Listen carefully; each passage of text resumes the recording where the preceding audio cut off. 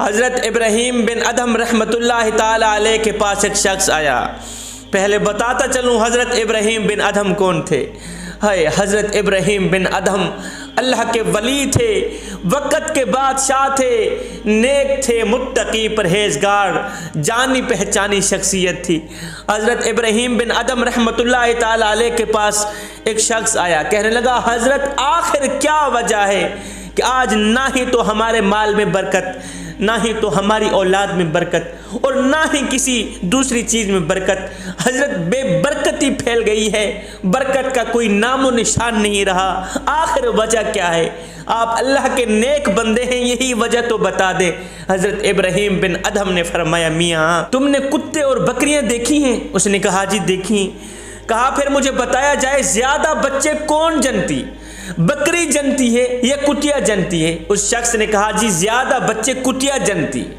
حضرت ابراہیم بن ادھم نے فرمایا پھر مجھے بتایا جائے تیرے محلے میں تمہیں بکریاں زیادہ نظر آتی ہیں یا کتے زیادہ نظر آتے ہیں؟ اس نے کہا جی بکریاں زیادہ نظر آتی ہیں۔ حضرت نے فرمایا میاں جبکہ بکریاں ذبح ہوتی ہیں مگر پھر بھی کم نہیں ہوتی، کتے ذبح نہیں ہوتے مگر پھر بھی کم ہیں۔ اس شخص نے کہا حضرت یہی تو پوچھنے آیا ہوں کہ آخر وجہ کیا ہے، آخر ایسا کیوں ہے کہ بکریوں میں برکت اور کتے میں برکت نہیں ہے؟ وہ بھی جانور، یہ بھی جانور، ان میں برکت، کتوں میں برکت نہیں، آخر وجہ کیا ہے؟ حضرت ابراہیم بن ادھم بولے میاں وجہ یہ ہے کہ بکریاں رات ہوتے ہی فوراً سو جاتی ہیں اور صبح فجر کی نماز سے پہلے پہلے اٹھ جاتی ہیں، جبکہ کتے پوری رات بھونکتے رہتے ہیں، پوری رات اپنا وقت ضائع کرتے ہیں، اور جب فجر کا وقت آتا ہے تو کتے سو جاتے ہیں۔ جب کتے فجر کی نماز کے قریب سو جاتے ہیں تو خدا کی رحمت سے محروم رہ جاتے ہیں، خدا کی برکت سے محروم رہ جاتے ہیں۔ حضرت ابراہیم بن ادھم نے روتے ہوئے فرمایا میاں پس غور و فکر کا مقام ہے کہ ہم راتوں کو فضولیات میں گزار دیتے ہیں، جب فجر کی نماز کا وقت آتا ہے ہم لوگ سو جاتے ہیں، بس یہی وجہ ہے کہ آج نہ ہی تو ہمارے مال میں برکت، نہ ہی تو ہماری اولاد میں برکت، اور نہ ہی کسی دوسری چیز میں برکت۔ فرمایا بندے اگر مال میں برکت چاہتے ہو تو پھر فجر کی نماز کو اپنا معمول بنا لو، اگر اولاد میں برکت چاہتے ہو ظہر عصر مغرب عشاء کی نماز کو اپنا معمول بنا لو، اگر کسی دوسری چیز میں برکت چاہتے ہو سونے نبی کی سنتوں کو اپنانے کا اپنا معمول بنا لو، سونے نبی کی سیرت کو اپنانے کا اپنا معمول بنا لو، سونے نبی کی اداؤں کو اپنانے کا اپنا معمول بنا لو۔ ہائے میرے کریم نبی کی ادائیں، اگر ایک کافر موسیٰ علیہ السلام جیسے نبی کی ادا اپنائے تو اللہ تعالیٰ اسے بھی اپنی رحمت سے محروم نہیں کرتا، تجھے کیسے کر سکتا ہے؟ مجھے ایک واقعہ یاد آ گیا، حضرت موسیٰ علیہ السلام کا زمانہ تھا، آپ کے زمانے میں آپ کے دور میں ایک شخص تھا جو بہت ہی بڑا نقال تھا، نقل کرنے میں ماہر تھا۔ دل کے کانوں سے سنیے، میں بتانا چاہتا ہوں تم حضور علیہ السلام میٹھے نبی کی اداؤں کو نہیں اپناتے، میٹھے نبی کی سیرت کو نہیں اپناتے، آپ کی سنتوں پر عمل نہیں کرتے، آپ کے فرمان پر عمل نہیں کرتے، اس لیے تو آج مال میں برکت نہیں، اولاد میں برکت نہیں۔ آئے موسیٰ علیہ السلام کا زمانہ تھا، موسیٰ علیہ السلام کا دور تھا، آپ کے دور مبارک میں ایک شخص تھا جو فرعون کو ہی خدا مانتا تھا، کافر تھا، موسیٰ علیہ السلام کو نہیں مانتا تھا۔ آپ کے دور میں ایک شخص تھا جو بہت بڑا نقال تھا، نقل کرنے میں ماہر تھا، کاپی کرنے میں ماہر تھا، وہ جس کی چاہتا تھا کاپی کر کے دکھاتا تھا، جس کی چاہتا تھا نقل کر کے دکھاتا تھا۔